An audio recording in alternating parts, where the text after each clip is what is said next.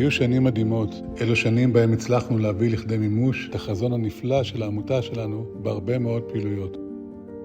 החל מכינוסי שלום, חלקם בהשתתפות של 400 איש. איזו התרגשות שכולם פה. מפגש של כבוד הדדי, מפגש שבו נפתחים כל אחד, להקשיב לצד השני באמפתיה. אירוח של מבקשי מקלט אריתראים. אתם ממש פתחתם לי את הלב.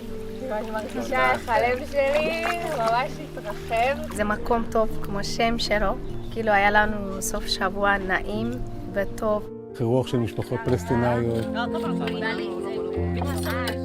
אירוח של אנשים שנמצאים בגמילה מהתמכרויות.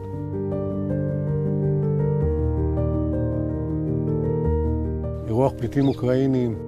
Мы хотим тот дух, который мы здесь получили, тот невероятное миролюбие, невероятная доброта, которая излучается от всех, кто здесь находится. הדרך כולה באה להפוך אותנו למי שמיטיבים עם הסביבה שלהם, ואל זה כל אחד מתחבר. אנחנו בעמותה כולנו פועלים בהתנדבות. אנחנו רוצים לקחת את העשייה הנפלאה הזאת ולהעצים אותה קדימה. זה הזמן שבו אנחנו צריכים את העזרה שלכם. ככל שיהיה לנו יותר משאבים, נוכל להגיע ליותר קבוצות ולתת ליותר אנשים חיבוק ותקווה. אנחנו לא מבקשים בשביל לקבל, אנחנו מבקשים בשביל לתת, ובעזרתכם נוכל להמשיך את העשייה הזאת.